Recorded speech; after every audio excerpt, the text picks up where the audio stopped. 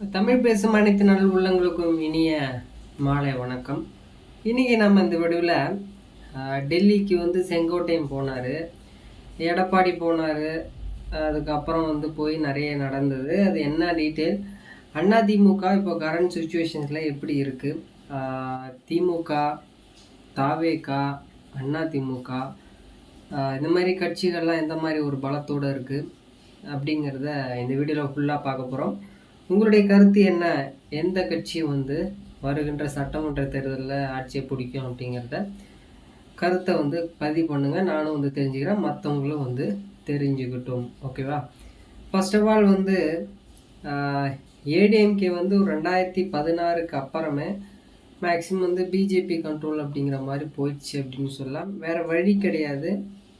காரணம், அம்மா போயிட்டாங்க, ஒரு சிறந்த ஆளுமை இருந்தது, ஒரு எதிர்க்கக்கூடிய சக்தி அம்மா இருந்தாங்க. அம்மா இறந்து போனதுக்கப்புறம் அந்த 4 வருஷத்தை ஓட்டுறதுக்கு ஓபிஎஸோட ஜாயின் பண்ணி ஒரு 11 எம்எல்ஏக்கள் வந்து அப்புறம் ஆட்சியை வந்து பிஜேபியுடைய துணையோடு வந்து ஆட்சியை வந்து முடித்தாங்க எடப்பாடி பழனிசாமி, ஏடிஎம்கே. அதுக்கப்புறம் வரக்கூடிய சட்டமன்ற தேர்தல், நாடாளுமன்ற தேர்தல் எல்லாத்துலேயும் தோல்வி தான் வந்து தவிர்த்தாங்க. அதுக்கப்புறம் ஒரு தேர்தல் வரும்போதும் ஒற்றை தலைமை ஒரு ஒரு பேச்சு அடிபட்டது. ஒற்றை தலைமைன்னு சொல்லி பொதுக்குழுலாம் நடந்தது. அது என்ன நடந்ததுங்கிறது உங்களுக்கே தெரியும்.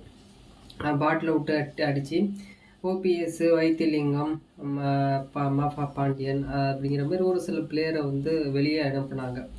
ஓகே, ஏன்னா ஓபிஎஸ் டீம் 3 முறை முதலமைச்சர், கணிசமான வாக்குங்கிறது தெற்க வந்து இருக்குது, அவரை தூக்குனாங்க.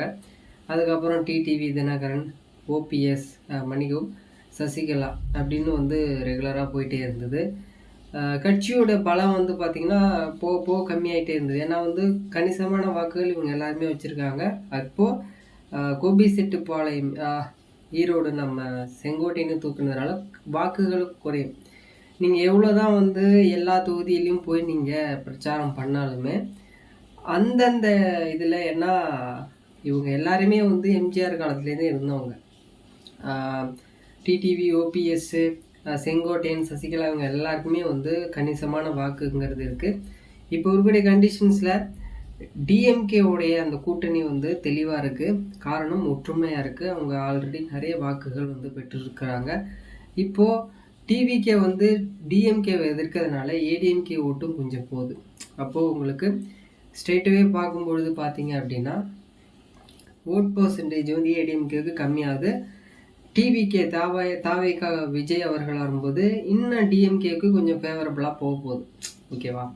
அதனால் வந்து இந்த முறை அந்த ஒவ்வொரு நபரும் கட்சியிலேருந்து நீக்கப்படும் பொழுது பாதகம் வந்து பார்த்திங்க அப்படின்னா அதிமுகவுக்கு தான், சாதகம் வந்து பார்த்திங்க அப்படின்னா நம்மளுடைய திமுக தான். திமுக வெற்றி பெறுவதற்கான வாய்ப்புகள் இருக்கும். கணிசமான ஒரு 10% மேலே வாக்குகள் வந்து தாவேகா தலைவர் விஜய் வந்து, தமிழக வெற்றி கழகத்துடைய தலைவர் விஜய் வந்து வாக்கு வந்து பெறுவதற்கான வாய்ப்புகள் இருக்கும். இதுதான் கண்டிஷன்ஸ். நாம் தமிழர் கட்சி ஒரு 5% வந்து வாக்குகள் வந்து வாங்கலாம்.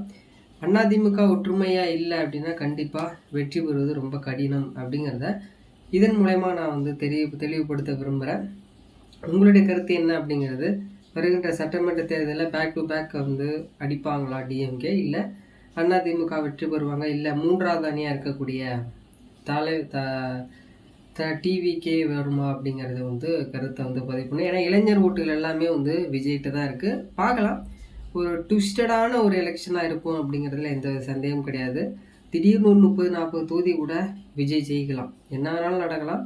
டிஎம்கே கொஞ்சம் அவங்களுடைய கூட்டணி கரெக்டாக செட்டப்பாக இருக்குது அப்படிங்கிறனால டிஎம்கே ஃபேவரபுளாக நான் என்னுடைய பர்சன்டேஜில் சொல்கிறேன். மேபி செகண்ட் பாயிண்ட் ஆஃப்ல அந்த 2வது அணி, அந்த 2வது பிடிக்க விஜய் கூட வரலாம். ஓகேவா? தேங்க்ஸ் ஃபார் வாட்சிங். உங்களுடைய கருத்தை வந்து கீழே வந்து கமெண்ட் பண்ணுங்கள், நானும் படித்து தெரிஞ்சுக்கிறேன். ஓகேவா? நெக்ஸ்ட் வீடியோவில் வந்து பார்க்கலாம்.